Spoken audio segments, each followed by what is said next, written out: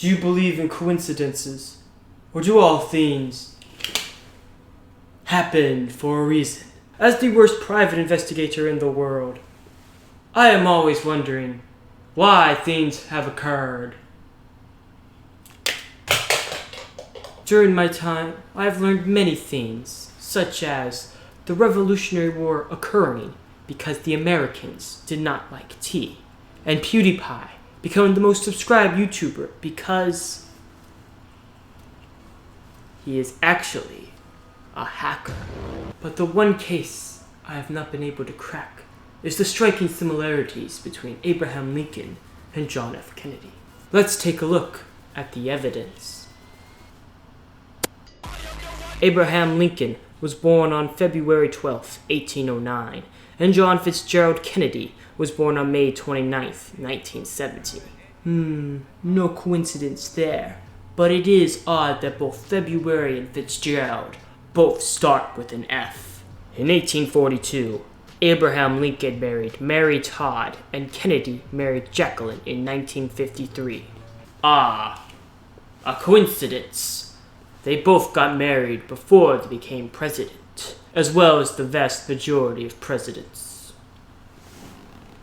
Shoot. Moving on. In 1846, Abe got elected to Congress, and in 1946, Kennedy got elected to Congress.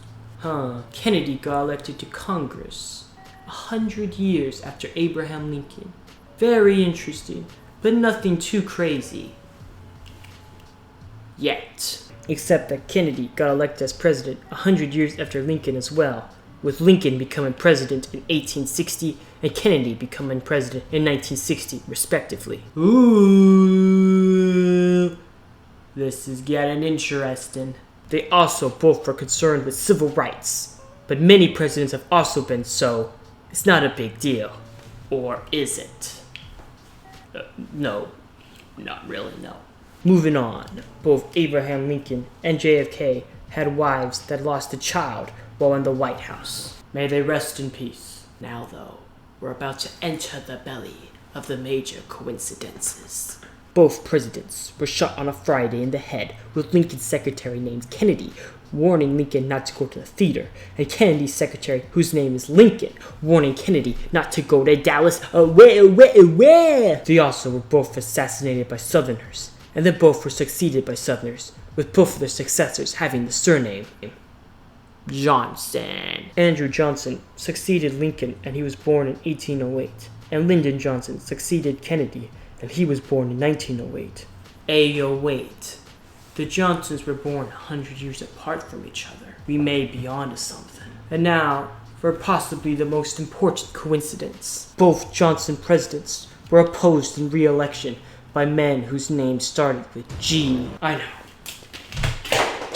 Mind-blowing. Looking now at the two fellers who killed the president. John Wilkes Booth, who killed Abraham Lincoln, was born in 1839, and Lee Harvey Oswald, who killed Kennedy, was born in 1939. Once again, another 100-year difference. Now Booth killed Lincoln in a theater, and then ran before getting caught in a warehouse. Oswald, on the other hand, killed Kennedy from a warehouse, and then ran before getting caught in a theater. So don't kill someone.